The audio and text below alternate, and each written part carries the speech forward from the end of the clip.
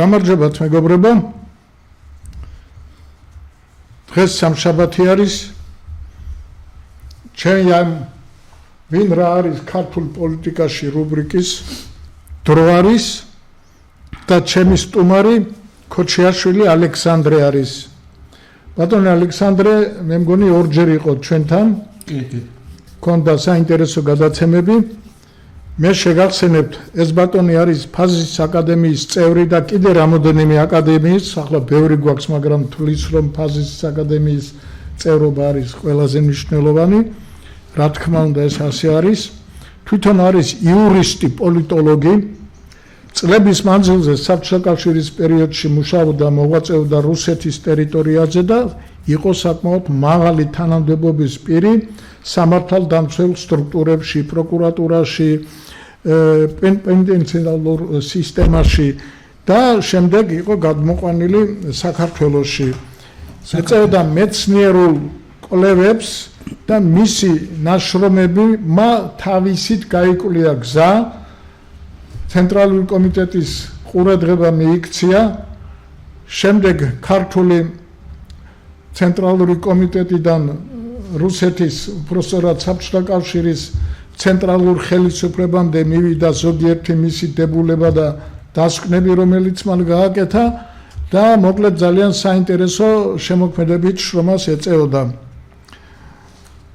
საქართველოში გადმოყვანის შემდეგ მუშაობდა ასევე მაღალ სამართალდამცველ სტრუქტურებში, მაღალ თანამდებობებზე.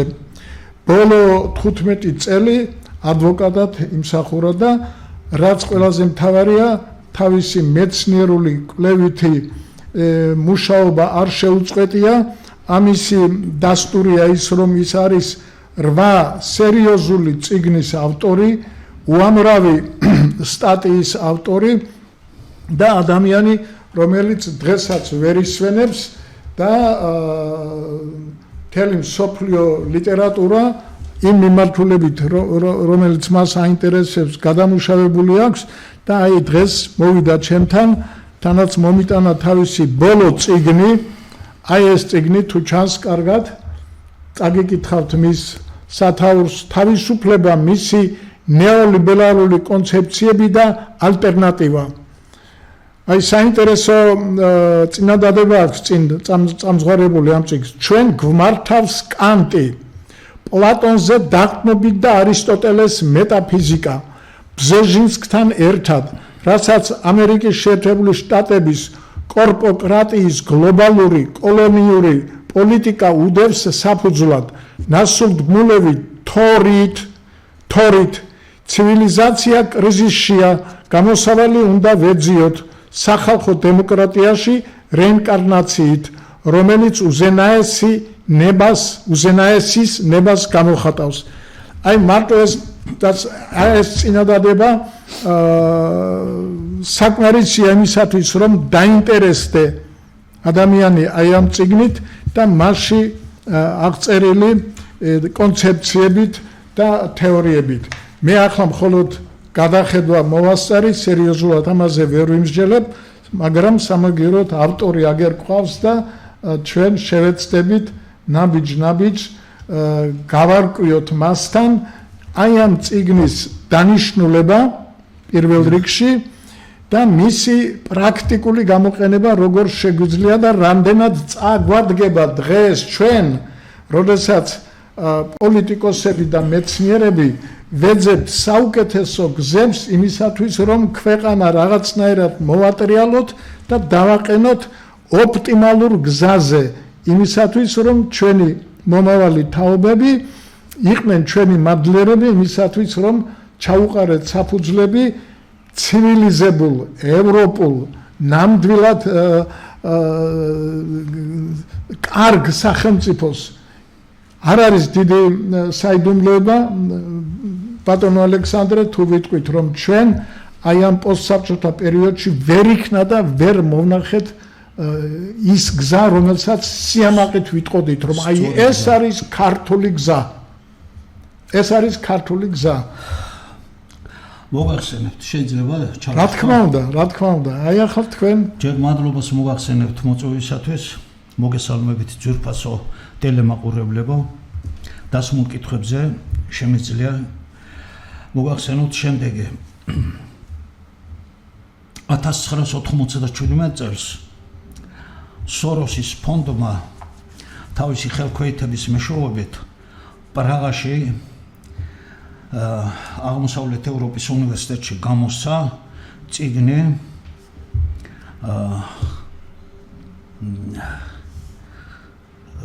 უფრო ენტოლოგია თავისუფლების ნეოლიბერალიზმის ენტოლოგია იანეშ კიშის მეთაურობით 97 წელს.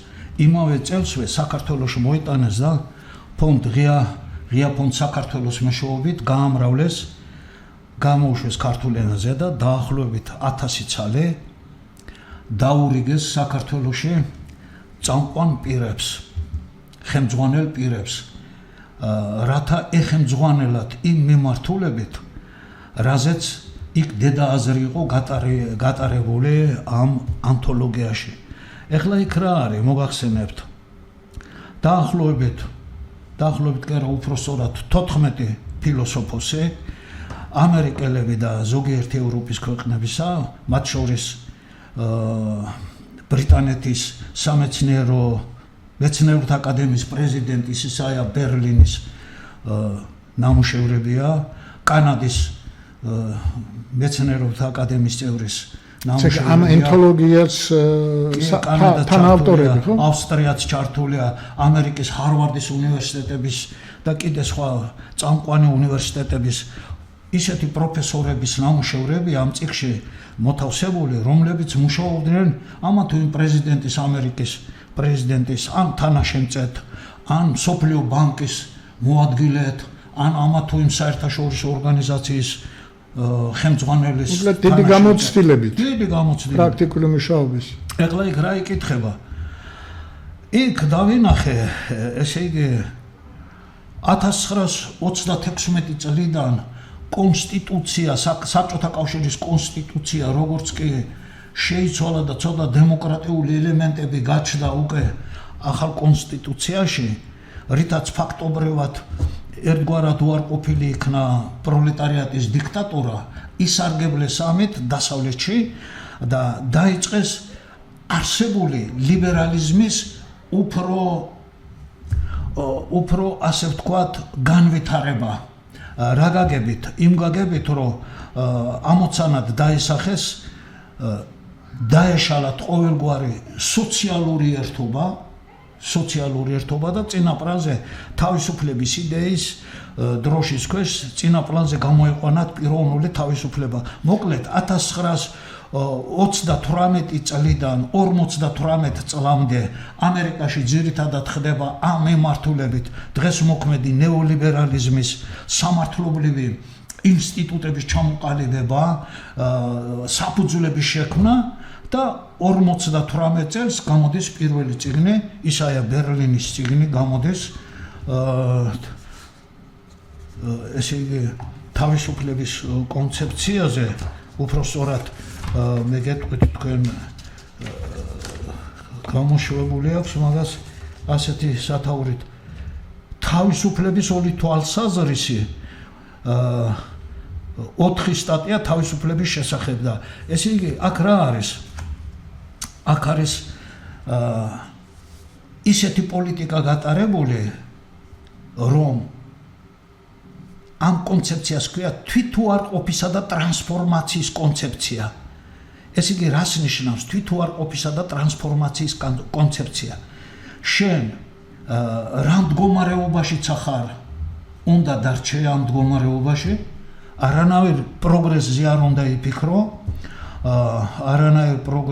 უნდა იფიქრო, სხვის არ უნდა შეგშურდეს, სხვა მიაღწია, მიიტაცა, რაქნა ეს იმის საქმეა და თუ შენ ვერაფერს ვერ აკეთებ, უნდა ჩაიკეტო საკუთარ თავში და შენ ფიქრებში მიეცე და იქ ტრანსცენდენტალურ სფეროში გადასვლაზე უკვე ლაპარაკია ისე შენი მეობაში შექენო შენი სამყარო რა მატერიას მოცილდიო და ფაქტობრივად იქ არის ისეთი აზრი რომ ესე იგი ადამიანმა ადამიანი უნდა განიარაღდეს ცხოვრების წინაშე. ხელები უნდა დაუშვას. ეს ეთყობა ბიზნესს წაკითხული აქვს. ხელები უნდა დაუშვას. ეს მეტად სერიოზული ესეთი წიგნია ამას ისაა ბერლინის. ესე იგი უკაცრავად გამოდის რომ აი 36 წლის სტალინური კონსტიტუციის გამოსვლის შემდეგ მათ აი ამ საბჭოთა კავშირის ნეოლიბერალიზმის ახალი ელემენტები შემოიღეს. საბჭოთა კავშირის წინააღმდეგ საბჭოთა კავშირის იარაღის ეს იყო სტიმული ხო მაგათთვის? ეს როგორ ესე იგი საბჭოთა კავშირის დაშლაც თვითონ მოიცავს იმ მიზანს, რომელზეც გათვლილია ეს ნეოლიბერალური იდეოლოგია. ნეოლიბერალური იდეოლოგია ბოლო ჯამში გათვლილი არის, რომ უნდა შეიქმნეს სოფლიოს თავისუფალი სამოქალაქო საზოგადოება. თავისუფალი სოფლიოს სამოქალაქო საზოგადოება არ უნდა არსებობდეს არანაირი ეროვნული სახელმწიფოები, არანაირი სახელმწიფო ერთი ცენტრალური მმართველობის ქვეშ, თანაც ეს მმართველობა როგორ უნდა იყოს, ისე რაღაც ჯგუფმა უნდა თქვას, ესე წარმართოს რაღაც მითიურმა ჯგუფმა, რომლის საქმიანობაშიც ადამიანებს, მაცხოვრებლებს არაფერი კავშირი არ უნდა ჰქონდეს და ერთი სიტყვით აი ეს ამ კუთხით უნდა იყოს. ამასთან დაკავშირებით კანტს აქვს შექმნილი, გამოცემული აქვს ნაწარმოები, თავის ესე იგი როგორ ქვია მაგას მეკეთქვით ახლა საყოველთაო ისტორიის იდეა სამსოფლიო გეგმაში. მეორე რომელიც ამ იდეას ანვითარებს არის რა არის განათლება და მარადიული მშვიდობისაკენ. ამ მარადიული მშვიდობისაკენ ამ ნაწარმოებში გაშლილია კანტს მოდელი აქვს თავისუფალი მსოფლიო სამოქალაქო საზოგადოების მოდელი და რომ შეიქმნეს, ანუ დედამიწაზე რომ დამყარდეს ერთმართველობა, თანაც ეს როგორ არის? აქ ლაპარაკია ისე რომ ეს ამას ახორციელებს ამერიკა, ამას უნდა შეიქმნას ესე იგი ამერიკას ჰეგემონია უნდა იყოს. ჰეგემონიაზე აღარ არის აქ ლაპარაკი, მთლიანად თანდით-თანობით უნდა გაფერმკრთალდეს ეროვნული სახელმწიფოების საზღვრები, გადავიდნენ მეორე პლანზე, ფორმალური ხასიათი მიიღოს და უბრალოდ იყვნენ ესენი მომსახურე პერსონალად ტრანსნაციონალური კომპანიებისა, რომლებიც იმართებიან როგორ იმართებიან კოლეგიური მმართველობით, ალგორითმი აქვს შემუშავებული ერთიანი მიზნისკენ მიმართული, ეს სხვადასხვა დარგები, სამხელა ეს ფინანსური ინსტიტუტია, ნავთობპროდუქტებია თუ პროდუქტებია თუ სამედიცინო მომსახურებაც უკვე ერთ მიზანს ემსახურება. ეხლა რა მიზანს ემსახურება? მეკეთყვით 1970 წლიდან შემუშავებული არის მსოფლიოს მართვის მოდელები, რომელიც გეგმათ ისახავს, ესე იგი რა მოიმოქმედონ, რომ დედამიწაზე შობადობა იყოს ნაკლები და სიკვდილიანობა იყოს მეტი. ანუ პოლიტიკა არის ორიენტირებული, ამ დასავლეთის პოლიტიკა არის ორიენტირებული უტილიზირებისაკენ, მოსახლეობის განადგურებისაკენ, შემცირებისაკენ, მაგრამ ეს თავის მხრივ სხვა დოქტრინებიდან ამოდის ეს. ანუ ის რაც მაშინ გავბედავ და ვიტყვი, ის რაც ბიბლიაში ჩადებული არის, ხდება იმისი მატერიალიზება და იმისი მოდელი შექმნა კანტმა. აქ იმიტომ უწერო, კანტი გმართავს მეთქი. კანტის ეს სამ სახელმწიფოზეა ორიენტირებული, აი ამ 14 ფილოსოფოსის ნამუშევრები, რომლებიც მე გავაანალიზე და გამოცემული არის ანთოლოგიაში, რომელიც საქართველოს წამყვან პირებს დაურიგდეთ. აი იმისი ანალიზი გავაკეთე და ბოლოს უყურებ საიდან იღებენ ესენი სათავეს. მიდიან კანტთან. კანტი საიდან იღებს? ბევრ რამეს აქ ღიად არ ვლაპარაკობენ. კანტი საიდან მიდის? კანტი იღებს სარგებლობს ბიბლიით და ეს მორგებული არის ეგრეთ წოდებული ესხალტოლოგიის პროგრამაზე. იმ ესხალტოლოგიაში კიდე სუნთლად სხვა საშინელებასთან არის ის დაკავშირებული. ეხლა ამ სიღრმისეულად აქ ვერ ვილაპარაკებ იმისათვის რომ ვერ გამიგებენ, მაგრამ თუ ვინმე დაინტერესდება, მაშინ უნდა შეეცადნენ გაიგონ კალიუგას პერიოდი კალიუგას პერიოდის დედა არსი რა არის? აი იმაზეა ორიენტირებული ჩვენი ბიბლიის ძირითადი შინაარსი და იმის პრაქტიკულ განხორციელებაზე ეს იდეოლოგიაში უკვე პრაქტიკულ თეორიაში გადმოსული არის და აგერ ფაქტიურად 38 წელიდან ჯერ სამართლობრივად ეგ ეს დაარეგულირეს, მაგრამ ფაქტიურად უკვე 58 წელიდან ხდება ამისი ხორცშესხმა, ანუ პოლიტიკური ფილოსოფია გააცოცხლეს 58 წელიდან. 58 წლამდე მე-19 საუკუნის შუა პერიოდიდან ფაქტიურად ევროპაში პოლიტიკური ფილოსოფია იყო მკვდარი, გააცოცხლეს ამან, ანუ პოლიტიკა დაუკავშირეს ფილოსოფიას, ანუ ფილოსოფია გადმოიტანეს პოლიტიკაში, როგორ შეიძლება ის, რაც როგორ გამოვიყენოთო. მოკლედ, ამის შემდეგ რა ხდება? 78 წლამდე კიდე შემდეგი დაახლოებით 20 წელი. 14 ფილოსოფოსი, ამერიკელი 14 ფილოსოფოსი აქ ჩამოწერილი მაქვს ამ წიგნებში და ეს წიგნები თუ ვინმე დაინტერესდება საჯარო ბიბლიოთეკაშიც არის უნივერსიტეტის პოლიტექნიკურის და სახელმწიფო ივანე ჯავახიშვილის სახელობის უნივერსიტეტის ბიბლიოთეკაშიც არის, ვისაც დაინტერესდება შეუძლია ნახოს ეს წიგნები და გაეცნოს. ეხლა იქ რა ხდება?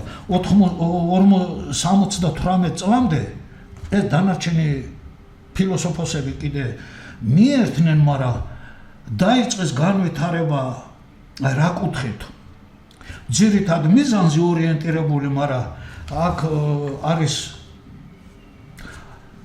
ბევრი მეცნიერია, იქა ნოზიკი, როულსი, ნოზიკი, მოკლედ ბევრნია რა, იქა 14-ნია. ხო და ესე იგი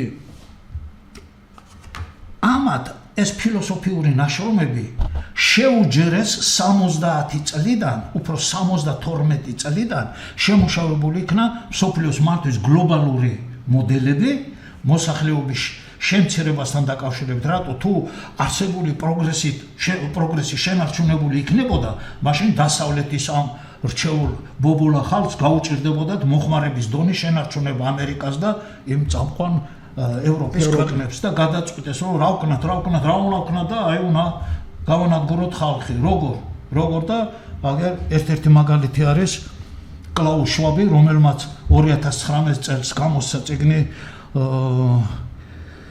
COVID-19 და მეოთხე სამრეწველო რევოლუცია. აი ყველაფერია ჩადებული და ფაქტობრივად ის ამ ფილოსოფოსების ერთ-ერთ გვირგვინს წარმოადგენს.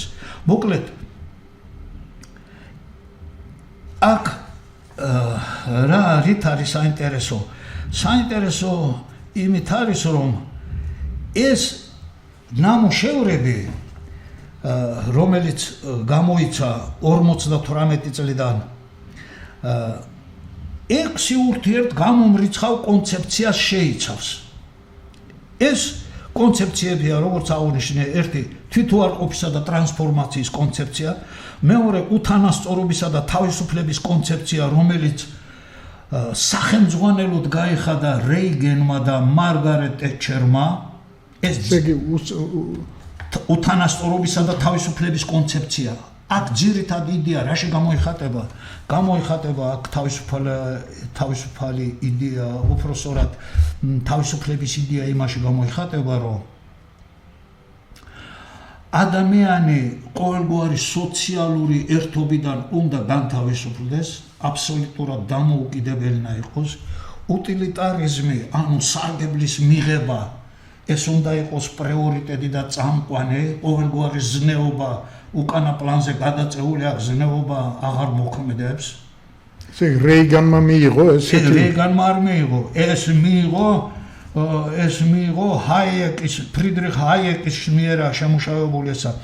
ამის ნაშრომს ქვია თანასწორობა, ღირებულება და დამსახურება და მე რო ანალიზი გავაკეთე, დავინახე უთანასწორობისაა ესა. თავისუფლება უთანასწორობასაც მოიაზრებს თავის თავში. უთანასწორობასაც. ხო და ეს სახელმძღვანელოდ ეს 60 წელს გამოსცა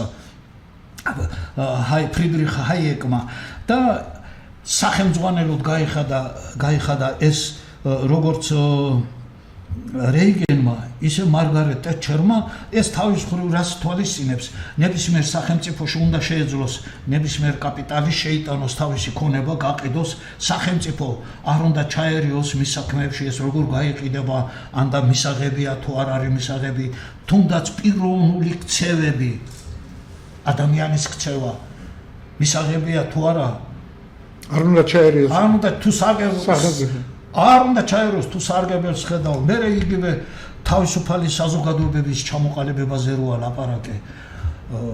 საქართველოს რამდენია 300-ია თუ არ აღწევი. აი ამ თავისუფალი საზოგადოებების მეშვეობით როგორ უნდა მოხდეს სახელმწიფოს უგულებელყოფა, სახელმწიფოს ფუნქცია ამ თავისუფალ სამოქალაქო საზოგადოებებმა უნდა აიღოს და ბოლოს ეს თავისუფალი სამოქალაქო საზოგადოებები უნდა გადათამაშდეს ერთიან მსოფლიო თავისუფალ სამოქალაქო საზოგადოებად, რომელიც ფაქტიურად გაანულებს სახელმწიფოებრიობასაც, ეროვნულ ესე იგი ნიშნებიც უნდა მოისპოს, ანუ განსხვავებულება აღარ იქნება ეს ამ გეგმაში რომ და ესე იგი სახელმწიფოს როლი შეასრულოს ამ თავისუფალმა სამოქალაქო საზოგადოებებმა და ეს აქ ისეთი პოლიტიკაა ჩადებული რომ ეროვნული ერთიანობა იკარგება ის აღარ ჩანს პლუს ამას კომუნალური ერთობა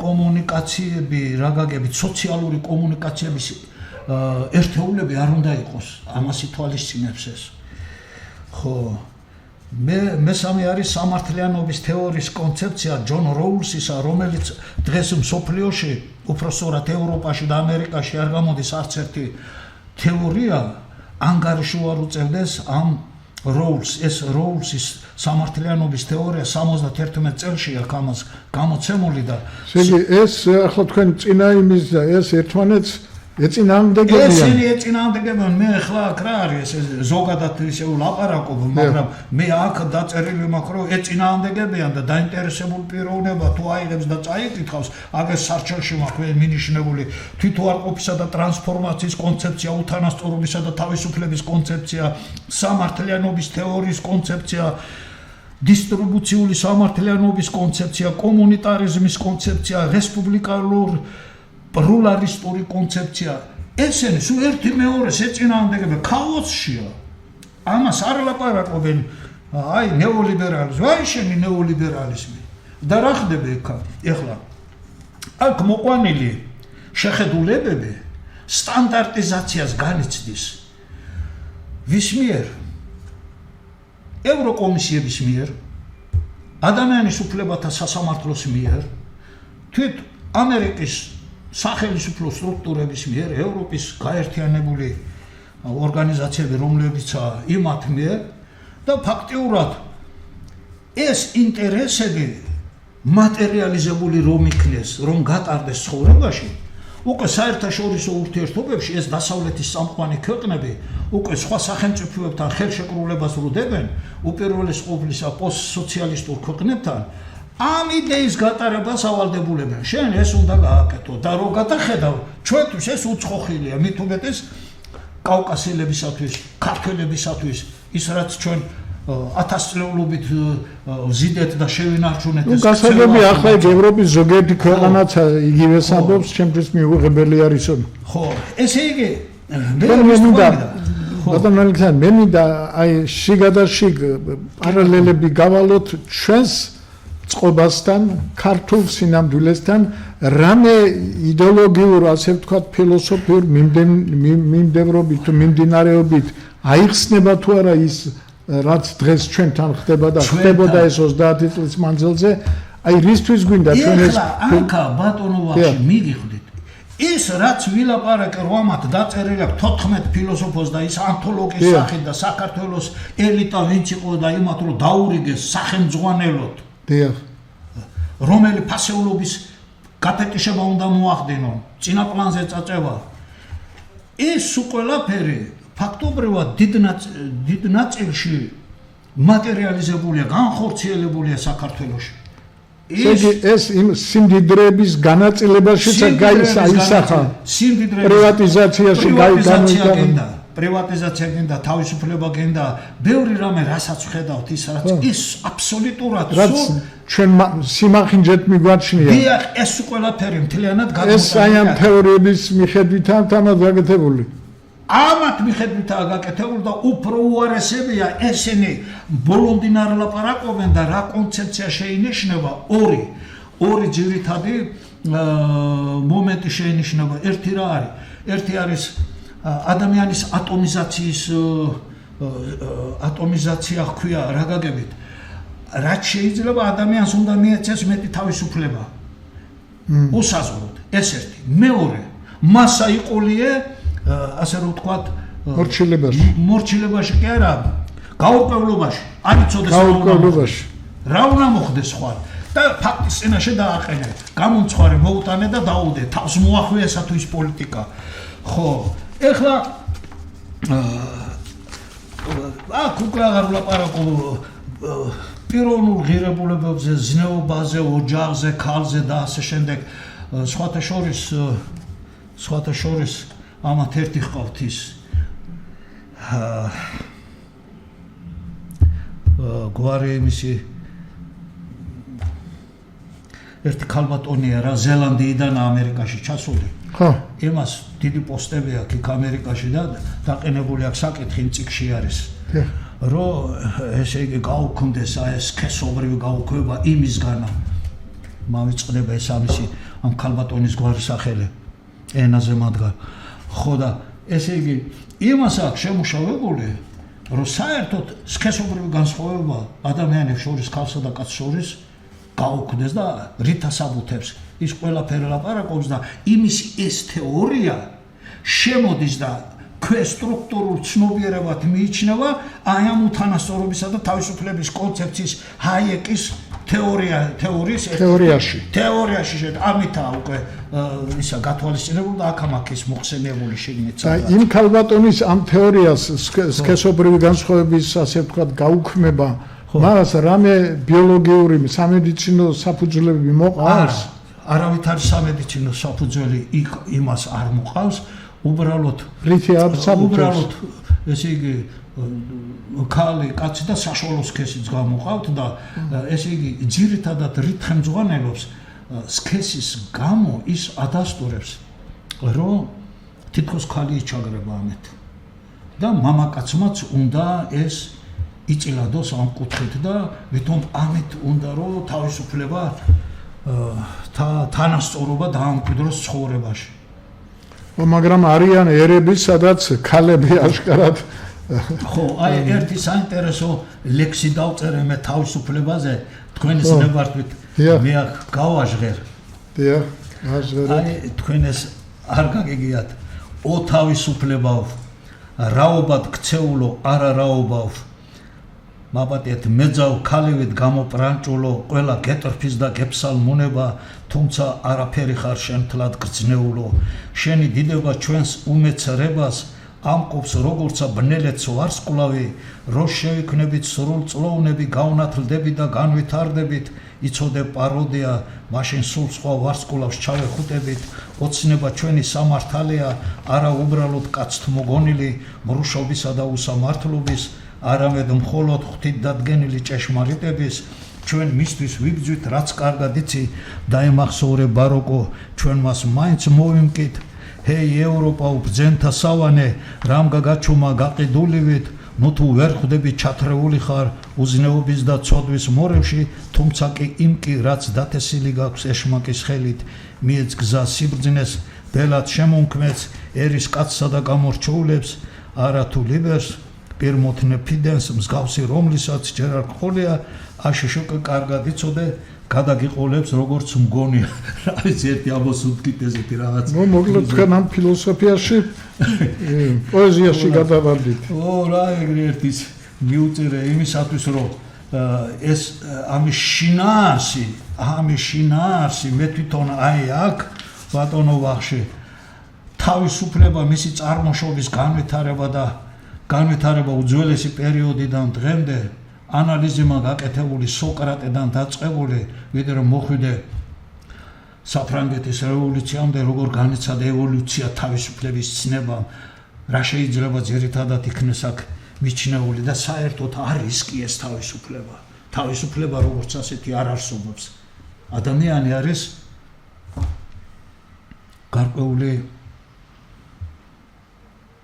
სისტემის ნაწილია, როლს ასრულებს, სისტემის ნაწილია, რაღაც სისტემის ნაწილია, მისზე ვალდებულება და ის მოვალეობა და ამოცანებია დაკისრებული და მე აქ ძალიან დეტალურად კარგად ამაქვს გახსნილი თავისუფლების რაობა დაწყებული სულხან-საბას ლექსიკონის კონსტატირებით უпроსორად იმისი ანალიზით. მე ახლა ის რაც თქვენ მოყევით და აი იმ ფილოსოფოსი და პოლიტიკოსების მიერ შემუშავებული ეს თეორიები იქ 36-დან და მე 52-მდე აი ეს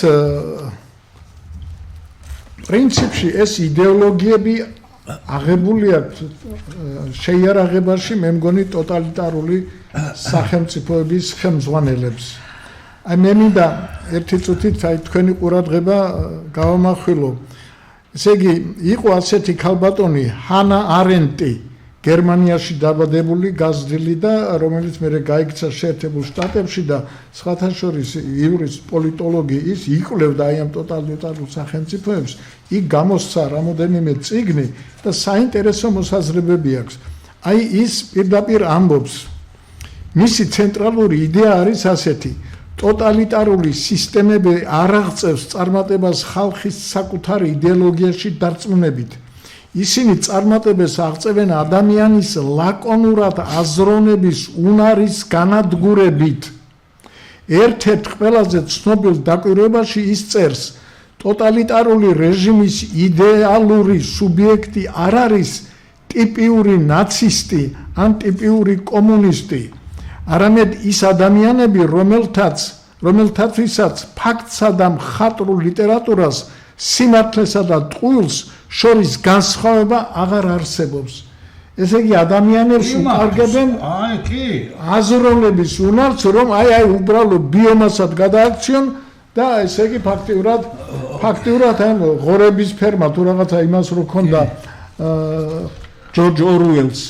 აი ფაქტიურად გამოდის რომ მთელი ეს ფილოსოფია ესე იგი საზოგადოების გაბრიყვებას ანტისაზოგადოებრივი მიმდინარეობა ესა. აი ახლა აქ მე რომ ლაპარაკობ რომ არისტოტელეს მეტაფიზიკა რომ აქვს ჩართული. არისტოტელე თავისი მეტაფიზიკაში ერთიანს აყენებს ორიანის წინ, სამიანის წინ, მილიონზე წინ აყენებს იმ ერთიანს. ანუ ამ ერთიანს უქვემდებარებს დანარჩენ ციფრებს. ხო. აი ამ პრინციპითაა წამოყენებული ეს იდეოლოგია. მე ეს შესწავლილი მაქვს, ამაზე არ ლაპარაკობენ, მაგრამ ფაქტიურად ნეოლიბერალებს აი ეს მეტაფიზიკა აღებული აქვს არისტოტელესაგან. მე რაც შეეხება ახლა აქ ბჟეზინსკთან ერთად რო ვლაპარაკობ, ბჟეზინსკს ეს ნეოლიბერალური იდეოლოგია განსაკუთრებით გათვლილი არის პოსტსაბჭოთა სივრცეზე გასავრცელებლად, რომ ამ ხალხმა არ განავითაროს თავიანთი ეროვნული დამოუკიდებელი მიმართულებები და მაშօთვე მოექცნენ იდეოლოგიური გავლენის ქვეშ, ეს იქნება ევროპა თუ ამერიკა. თუმცა ევროპაც და ამერიკაც ემართება ნეოლიბერალური კონცეფციით. ბატონო, თქვენ ფიქრობთ, რომ აი დღევანდელი ევროკავშირის ხელმძღვანელობა სარგებლობს ამ თეორიით? ისინი ამ თეორიით, რა თქმა უნდა, სარგებლობენ. ისინი სარგებლობენ, მაგრამ ეხლა იქ რა არის? იმათ ისე აქ დაწყობილი, რომ ფაქტობრივად ამ პოლიტიკით პოსტსაბჭოთა სივრცეს კოლონიურ მდგომარეობაში აქცევს. იმათი ამოცანა არის, რომ ჩვენ იმათი ბაზრად გადვიქცეთ, შემოიტანონ პროდუქცია, იმათ თავისუფალი შეღწევადობა ჰქონდეს ჩვენ ტერიტორიებზე და ყოველგვარი კონტროლის გარეშე, სახელმწიფოს ჩარევის გარეშე იმას შეეძლოს თავისი პროდუქციის გაყიდვა და აქ კიდევ ვინც არის ქალია, კაცია თუ მესაკუთრეა, თავისი ქონება როგორც უნდა ისე მოექცეს. რომ აქ არც ეროვნული ხედვები მოქმედებდნენ იმაზე, არც სახელმწიფოს ინსტიტუტები. აი ამას დათანხმება მე მაგალითად გამიჭირდება, ესე იგი ასეთი თეორიით ჩვენ შეიძლება პუტინის ეს ძალიან მიუღებელი პოლიტიკა გავამართლოთ, ვითომ იმას ებრძოლება ამ დროს. პუტინი იმათთან შეკრული, ეს ერთი კოლექტივია. პუტინი, რა ქვია, იმისი ტრამპი თუ ზელენსკია თუ ვინცა ეს დასავლეთი, ეს ერთი მაგათ ეძახიან კაბალისტებს. კაბალისტები მართავენ, ეს ერთი ცენტრი და ანუ მარტივად ხან გლობალისტებს, ხან მასონებს ეძახიან მაგათ. ეს ერთი ბრიგადა არის, ერთი მართველი წრე არის, რომელიც ამ რუსეთი და საბჭოთა კავშირი დაინგრა 1990 წელს დამთავრდა. იქ რუსი აღარ არის, რუსი გაჭირვებულია, ქართველზე მეტად არის გაჭირვებული. ეროვნული სიმდიდრეების რუსეთის 90% ვის ხელშია, აღარ ვლაპარაკობ. ექსუ გასაბრიყვებლათაა და რაც შეეხება აი აქ რომ იწერია ბჟეზინსკთან. დიახ. ეს ბჟეზინსკის ამის მიერ ადრეცა მაქვს ეს ნათქვამი. ამას გამოცემული აქვს ტექნოტრონი ეგრეთ წოდებული რუსულად აქვს ამას რა თქმა უნდა ინგლისურად, მაგრამ რუსული თარგმანი მაქვს საკითხელი ტექნოტრონია ენა იქ უფრო სამეფო ტახტზე მყოფი ერა ტექნიკური ერა, აი სადღაც აი ესე მე ხლა მთლა ესე მიახლოებით სარგებლობდა, იქ რა უწერია. რა მდგომარეობაში უნდა ჩააყენოს რუსეთია, უკრაინაა თუ დანარჩენი პოსტსაბჭოთა სივრცე ყველაფერი გაწერილი აქვს და ზუსტად იმის მიხედვით, როგორც ბჟეზინსკი ლაპარაკობს, იმის მიხედვით ვითარდება და რაც შეეხება აი თვითონ იქ ამ ხოცვა-ჟილეტას ეს ყველაფერი იმათი ასე რომ ვთქვათ გეგმა არის მე აღარ შევდივარ სიღრმეებში. ხო, ეხლა ეს კორპოკრატია, რასაც აშის კორპოკრატიის გლობალური კოლონიური პოლიტიკა უდევს საფუძვლად. ესე იგი ცალკეული დარგები მესაკუთრებით ამა თუ იმ კაცის ხელშია, ხო, თითოეული დარგი, ნავთობი, სასტუმროები, სამედიცინო საქმე და იმათი კიდე ის რა ქვია ალგორითმით მართავენ ისე როგორ ღებულობენ საერთო გადაწყვეტილებას მიუხედავად იმისა კერძო საკუთრება, მაგრამ ერთიან იდეოლოგიას ატარებენ. რა იდეოლოგიას, რომ ესე იგი პასუხობდეს იმ გეგმას, რომ ხდებოდეს მოსახლეობის შემცირება, ომები, ეროვნული კულტურა და ასე შემდეგ, ეროვნული თვითშეგნება არ განვითარდეს. აი ეს ტელეფონები და კიდე ის ყველაფერი, აბსოლუტურად ცხოვრების ყველა დარგი ორიენტირებულია დეგრადაციაზე, შემცირებაზე. ხო, აი აქ ამას ლაპარაკობს ეს კორპოკრატიის ძირითადი ესე იგი ყველაფერი რაც პროგრესისთვისაა გაჩენილი. ეხლა აქ საბოლოო ჯამში დეგრადაციას იწვევს. იმათი კუთხით ყველაფერი დეგრადაციას იწვევს, მაგრამ ახლა ის მის კითხვა, სად არის გამოსავალი? ხო, სად არის? სად არის? აი ამ წიგნში აქ წერს, რომ აი ესე იგი ცივილიზაცია კრიზისში გამოსავალი უნდა ვეძიოთ სახალხო დემოკრატიაში რეინკარნაციით. თვითშეგნება მხოლოდ სახალხო დემოკრატიიდან იქ თუ მასის საერთო ინტერესები და საერთო შეხედულება არ იქნა გაზიარებული, რა თქმა უნდა ეს იქნება არასწორი, მაშინ ტოტალიზმი იქნება. აი რეინკარნაცია როგორ განიცადოს ასეთ ვითარებაში? უნდა განიცადოს ის, რომ ხალხს უნდა ჰქონდეს საკუთარი სუვერენიტეტის დაკარგვის გარეშე ქვეყნის მართვის უფლება, მთავრობის მართვის უფლება, პარლამენტის მართვის უფლება, ხალხს უნდა ჰქონდეს ისეთი ინსტიტუტი მუდმივი, რომელიც თავისი პრეროგატივის, თავისი ინტერესების ქვეშ და მისი მართვის ქვეშ იქნება და არა სახელმწიფოსი. არ არის ასეთი ქვეყნები? არ არის, არსად არ არის? არსად არ არის, მე აი მაგალითად შვეიცარიაში. არა. არ შეუძლიათ? არა, იქ მხოლოდ განვითარებული, აი აქ რომ აქ მე ისა კომუნიტარიზმი, ეს კომუნიტარიზმია იქა განვითარებული და დისტრიბუციული სამართლიანობის კონცეფცია. ანუ ერთად ისლანდიის მაგალითი გახსოვთ ხომ? ვიცი. როცა ძალიან აურია მთავრობამ გამოვიდა ხალხი, გადააყენა ხელისუფლება, თვითონ მოკიდა ხელი და მაგათ მიღებული იმათი რაოდენობა სხვა არის, მაგრამ ეხლა ეს რატო დავიწყე ლაპარაკი? ამ წიგნში ისიც არის გადმოცემული სქემა მაქვს, როგორ შეიძლება შექმნას ხალხმა თავისი სუვერენიტეტის შენარჩუნების როგორ შეინარჩუნოს და როგორ მართოს სახელმწიფო. აქ არის ნათქვამი, კერძოდ საქმე ეხება რას უნდა მოხდეს, მეგეთქვით თქვენ.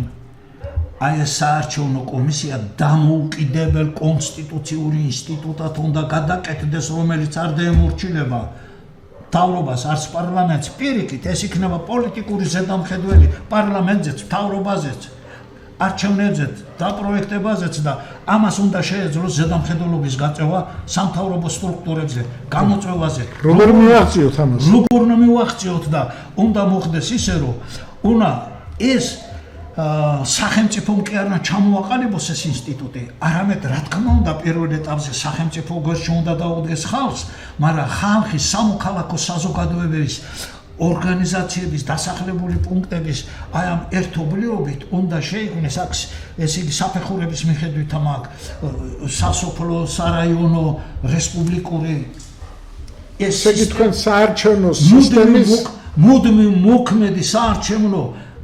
მოქმედი საარჩევნო კომისია უნდა იყოს, რომლის საქმიანობაში არ უნდა ერეოდეს სახელმწიფო. სახელმწიფო უბრალოდ უნდა იყოს ამის პოლიტიკური გავლენის ქვეშ. კი ბატონო, ახსენ რომ გავაკეთოთ, აი მე წარმოვიდგინე ახლა ბატონი ბიძინა მთავრობაში კი არ მოვიდოდა, იმ საარჩევნო სისტემის თავში მოვიდოდა, რომ მე ყველაფერი თვითონ მართოს. აი ამას როგორ ავწდებით? თუ როგორ ავწდებით, ის კონსტიტუცია, აი მაგალითად ამერიკის კონსტიტუცია დღესაც მნიშვნელოვნად არ არის შეცვლილი. როდესაც ჩამოყალიბებული მგლები რო შეიყარნენ იქა და დამოუკიდებლად უკვე ძალის ბალანსი საფუძველზე რო შეიქმნა ამერიკაში ის კონსტიტუცია. აი ამ კუთხით უნდა შეიქმნეს ძალთა საქართველოს პარალელური სტრუქტურები. საქართველოში აი ეს სტრუქტურა უნდა ჩამოყალიბდეს რეალური დემოკრატიის საფუძველზე, მაგრამ კიდევ ლაპარაკობ პირველად სახელმწიფო რო ჩაერევა ამის შექმნაში ორგანიზაციის საკითხები რო მოაწესრებოს, შემდგომ არნა ეკითხებოდეს იმას, არაფერი არ უნდა ეკითხებოდეს, ცხვირი არ უნდა ჩაყოს სახელმწიფო მიმართ.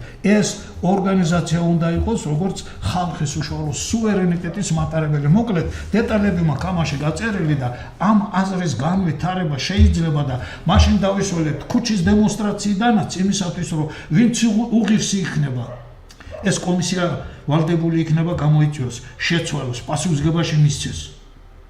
იყოს პარლამენტიც, მთავრობაც, პრეზიდენტიც. მაგრამ როგორ უნდა მოხდეს იქა? შენ სანამ აგერჩევ, აბა შენ ამ რა პრობლემებს ხედავ ქვეყანაში?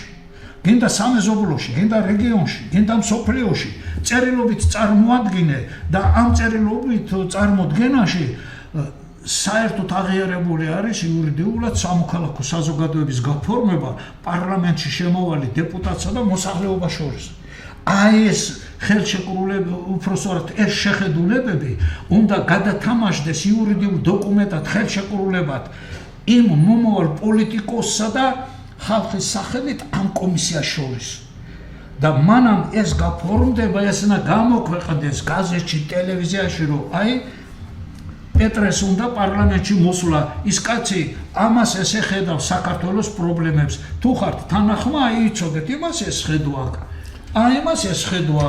თქვენ იცით, ერთ-ერთი გამორჩეული პოლიტიკოსი არის თემურ შაშიაშვილი. რა თქმა უნდა. იყო გუბერნატორი და ერთადერთი გუბერნატორია, რომელსაც ახლა იხსენებს ხალხი, ესე იგი 2002 წლიდან ხომ შეიცვალა ხელისუფლება, ის მანამდე იყო. ის ერთადერთია, რომელსაც იხსენებს. და რომელსაც აქვს უამრავი ნაშრომები, აქვს წიგნები გამოშვებული, მეცნიერების შეკრება, მეცნიერთა კონგრესი სახელით, ესე იგი მოღვაწეობენ და დღემდე არც ერთმა არც ოპოზიციურმა და არც პოზიციურმა ტელევიზიამ და აი თქვენ რო ნახეთ ერთადერთი გამონათება როცა ასავალ დასავალმა მას დაუთმო ეს თორე მანამდე ეს იყო იგნორირებული მე თვითონ ყველა ჩვენი გადაწყვეტილებები მიტანილი მაქვს ყველა ინსტანციასთან და ასევე ტელევიზიებთან ნოლი ყურადღება როგორ გინდათ თქვენ ამის განხორციელება როცა ამათ უზურპირებული აქვს ყველაფერი დიდი ცოდვა ჩვენი დიდი ცოდვა რომ თემურ შაშიაშვილი ხშირად არ არის ცენტრალურ არხებზე ხშირად კი არა სულ არ არის რომ არ არის ცენტრალურ არხებზე მთავრობაში რო არ არის და თავის სიტყვის თავის ომახი ან ხმას რო არ იღებს და არ ესმის ეს ხალხს იმიტომ რომ ჯანსაღი ხედვა აქვს ეს ჩვენი ცოდვაა და რამდენი შაშიაშვილი გამოჩნდება იმდეს დაბლოკავენ მთელი ხელისუფლება აი იმიტომ ვამბობ რომ უზურპირებულია მაშინ ჩვენ როგორ გავარღვიოთ რეფერენდუმის ამბავი უნდა გადაწყდეს უნდა დაუბრუნდეს ხალხი რეფერენდუმის უფლება ეს არ არის სწორი რომ ისახნეს სამშობლოს ღალატის პუნქტი უნდა აღდგეს რეფერენდუმის საკითხი გატანილი იქნეს ევრო ადამიანის უფლებათა სასამართლოში რატომ არ გაგვაქვს ეს საინტერესოა ეს და რატომ არ გაგვაქვს მოდით ბატონ ალექსანდრე მე ვთხოვ ჩვენს მეცნიერთა კონგრესის წევრებს არიან სპეციალისტები იურისტები დიდი სპეციალისტები აგერ კოტე კემულარი არის ზაზა ხატიაშვილი არის თემურ მონიავა არის გილიგაშვილი ყოფილი მინისტრი სოფლის მინისტრის მოადგილე ასევე არის კიდე არის ბატონი გოჩა ცოფურაშვილი ადამიანები რომლებიც მაღალ თანამდებობებზე იყვნენ კომპეტენტურები არიან კარგი საერთო რა ქვია იმიჯი არ არიან გასრული არანაირ კორუფციაში და ნეპოტისტურ მოვლენებში აი ასეთი ხალხი და შევიკრიბოთ აგერ და აი თქვენი თეორია თქვენი წიგნის სპონტანურად თუ არა ამას დაალაგება აქვს ქვეყანა ისამაქვს მე აი სერიოზულად განვიხილო და რა შეიძლება ამ თქვენი ნაშრომიდან ჩვენ დღეს რეალურ პოლიტიკაში გამოვიყენოთ მაშინ გეტყვით ბატონო ვახში რა არის და მაპატეთ ჩვენ ახლა ხო სპონტანურად გამოვივიდა და ჩემი სათქმელიც არც სწორედ გამომივიდა სათქმელი რაღაცა ისე უცაბედად რა არის და უნდა მოხდეს რა თქვენი ზინებართვით მაშინ მე შევადგენ ძირითად მარგალიტთა სიას ამა თუ იმ კონცეფციიდან რა არის სადისკუსიო ის რაც ჩვენ თავს გვაქვს შეგიძლია ეთერის გარეშეც გავაკეთოთ დისკუსია და მერე გავიდეთ ანდა აქ იყოს პირდაპირ ხალხს ესმოდეს ეხლა აქ რის თქმა მინდა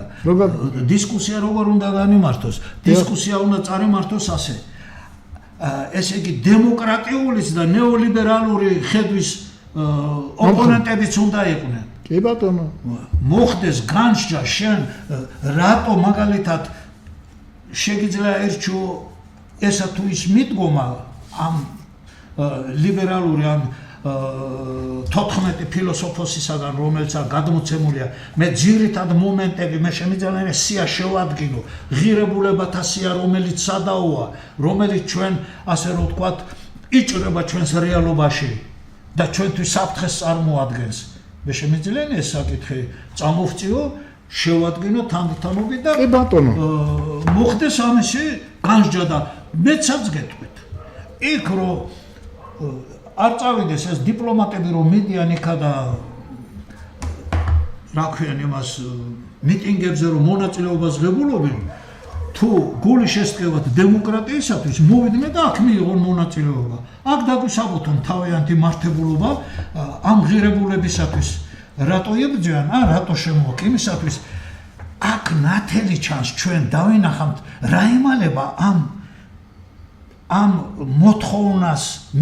მოთხოვნის მიღმა რა იმალება რატო ცდილობს მაგალითად დასავლეთი ჩვენ თავს მოგვახევოს ესა თუ ის საკითხი არა ექვსი კონცეფციიდან მე ვიცი რომ აი რაც ჩვენ ვარსებობთ თავს მოხვევით უფრო რუსეთი გვახევს თავის ამბავს ზოგს ღიად ზოგს საუალირებულად ბატონი ბიძინა და მისი მმართველობა ამის 100%-იანი დემონსტრირება არის და აქ ორი ეს არ არსებობს. აი მე რა თქმა უნდა არ მომწონს რა თქმა უნდა უამრავი რაღაცა აქვს დასავლეთს რომელიც ჩვენთვის მიუღებელია, მაგრამ ის არაფერს არ გაძალებს. ამათ თვითონ მოუწერეს ხელი ყველაფერზე, ამ ხელისუფლებამ, ამ ბიზნეს ხელისუფლებამ მოუწერა იმ ერთსქესიანთა ქორწინებაზეც, LGBT-ს დემონსტრაციების უფლებებზეც და იმის მოუწერეს, იმიტომ რომ რაღაცა უნდა იმათგან მიიღო, მერე შეიცვალა სიტუაცია და ახლა იძახის მე ჩემს სუვერენიტეტს ვიცავო. ეს არის ყველაფერი სიყალბე. ეს არ არის მეცნიერული, ეს არის ბანდიტიზმი პოლიტიკაში და აი ეს ხალხი ვინც დემონსტრაციაზე არის და 500 დღეზე მეტია გარეთ დგას, ყველა მიცის კონკრეტულად რისთვის იბრძვის. იბრძვის შვილის, ქმრის, ნათესავის გასანთავისუფლებლად, იბრძვის იმისათვის რომ ტროტუარზე შეეძლოს კაცს დგომა და თავისი აზრის გამოხატვა, იბრძვის იმისათვის რომ 380,000 მშიერი ბავშვი არ ყავდეს და როცა ამდენი ბავშვი ყავს საქართველოში არანაირ ეკონომიური და ესე იგი სოციალურ პროგრამებს არ ამუშავებ და ამბობ რომ საუკეთესო ხელისუფლება ვარ და წინ მივდივარ ეკონომიკაში. ამისთვის იბრძვის. ხელფასები? ხო, ხელფასები იმხელა აქვს და კომისია შექმნეს ხალხო და ამ კომისიის შექმნის შემდეგ ფასები ავარდა ზევით. ბიზნეს ბიტკოინებს ესე იგი ღირებულება ელექტროენერგიის უმცირებენ, ჩვენ კიდე 30%-ით გაგვიწევდეს, ესე იგი ეს არის ბანდიტიზმი პოლიტიკაში. ჩვენ დაგჭა 5 წუთი და მე ტრადიციულად სტუმრებს ერთ კითხვას უსვამ. აი თქვენ რო გახდეთ დღეს ყოვლის შემძლე ხელისუფალი საქართველოში და გითხარით რომ აი ცოტა გაქვთ დრო, მაგრამ რასაც ინებებთ, იმას შეასრულებთ. 3 მაქსიმუმ 5 ღონისძიება, რომელსაც თქვენ გააკეთებდით იმისათვის, რომ ქვეყანა უკან არ წავიდეს და წინ დაიძრას. აი ყველაზე აქტუალური თქვენ რაც მიგაჩნიათ. ყველაზე უპირველესი ყოვლისა ხალხის დასაქმების მიზნით წარმოება შევქმნიდი, წარმოებას ფაბრიკა ქარხნებს გავხსნიდი. დასაქმება, ესე იგი მრეწველობას განმოვითარებდი, ეს ერთი, მეორე უცხოელთა მიღების ამის პროცედურას გავამკაცრებდი, რომ აქ ეს შენობები რო აშენდა საქართველოში, ამდენი უпроსტորად თბილისში საემიგრაციო პოლიტიკას გადავხედავდი, მეორე, მესამე ხელფასებს და დახმარებებს ამას გადავხედავდი, რომ ძალიან ხალხი მოწყვლადია და იმათ დახმარება უნდა და თვითონ 15-20,000 და 30,000-ით რო აქვთ ხელფასები, სად გაგონილა ასეთი განსხვავება? ის რა სხვა პლანეტიდან მოსულია და მე იმისი მონა ვარ? დიახ. აი ამ ხელფასებს გადავხედავდი, დახმარებას ამ სოციალურად მოწყვლად ხალხ პენსიონერებს გაუდიდებდი, ხო, კიდე მეოთხე განათლების საკითხი დღის წესრიგშია და მაგას კრიტიკულად გადავხედავდი, მეხუთე ამ სადისკუსიო პოლიტიკას წარმართავდი, რასაც დასავლეთი ცდილობს თავს მოგვახვიოს, ეს რამდენად მისაღებია ჩვენთვის, ღია დისკუსიას მოვაწყობდი, სადაც მონაწილეობას მიიღებდა მათი დიპლომატური, ოპოზიციური და პოზიციური ძალები, რომ ამ ღირებულებებმა ბოლოს და ბოლოს გაფილტრა განიცადონ და ჩვენი ეროვნული თვითშეგნებიდან გამომდინარე, რომ დამკვიდრდეს და მივიღოთ. დიდი მადლობა. მე ასეთებს ვაგროვებ ადამიანებს და მე შევაჯერებ, ბევრი ერთმანეთს ემთხვევა, რა თქმა უნდა. ახლა ის რაც თქვენ თქვით, აი 3 აშკარად დაემთხვა იმ ჩემს სხვა რესპონდენტების ნათქვამებთან. აუცილებელია და ეხლა აქ რა არის? უბრალოდ მე ეხლა სპონტანურად გამომივიდა საუბარი, თუ დავალებას მოგცემთ მე როგორც თქვენ ბრძანეთ, როგორც შეიძლება მე ეს ეხლა ეს 2 წლის უკან დავწერეს ეს წიგნი. ხო აღარ მახსოვს არც გადმიხედია და მე არც ვიცოდი თუ აქ მომიწევდა გასაგები ეგრე ადვილი არ არის თანაც ახლა სხვა თემებზე ვმუშაობ და გონება სხვა და დაკარგული გასაგები ნუ მოგლოდ თქვენ უნდა იცოდეთ და საზოგადოებაც იცოდეთ რომ ჩვენ მუდმივ ძიებაში ვართ აზრები პოლიტიკური შეხედულებები მართვის ოპტიმალური ვარიანტები ამაზე მუშაობ კიდე ერთ რამეს რას ვიზამდი კი ბატონო მე-6 რას მოვახდენდი მნიშვნელოვანი ობიექტების პრივატიზების რევიზირებას ჩავატარებდი რამდენად სამართლიანია დეპრივატიზაცია ხო თუნდაც მაგ კუთხით მოვახდენდი ამ მნიშვნელოვანი ობიექტების რეალიზების კანონიერების შესწავლას მოვაწყობდი იმისათვის მაგრამ მიშა სააკაშვილმა და ბიძინამ რომ ტიტულარად რუსებს ვიღაცებს მიყიდეს მამაშენს მოუწია კაცო ამოდენა რომ როგორ უნდა დავაუბრუნო ჩუქნი და მე კიდე აღარ ვიტყვი აქ ერთს აქ ვიტყე მიიღო უზარმაზარი მე ერთ წინადადებას ვიტყვი ან ჩემი ასეთი 5 წინადადებებიდან მე ვფიქრობ და ამას მე ყოველ ჯერზე ვლაპარაკობ და ახლაც ვიტყვი თუმცა გასაგებია რომ ჩვენი დრო ამოიწურა და ამას შემდეგ იმებზე ვიტყვით. ახლა ხალხს უბრალოდ უთხრათ მადლობა იმისათვის რომ გვისმინეს და ჩვენ ყოველგვარი მომზადების გარშემო გამომივიდა საუბარი და მომავალ შეხვედრამდე. მადლობა. დიდი მადლობა. კარგად გრძანდებოდეთ.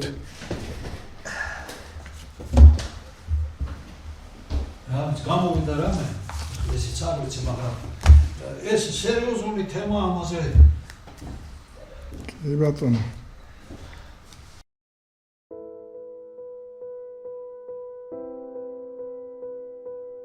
ჯერ არასდროს არ ყოფილა ფარიასზე წყნარი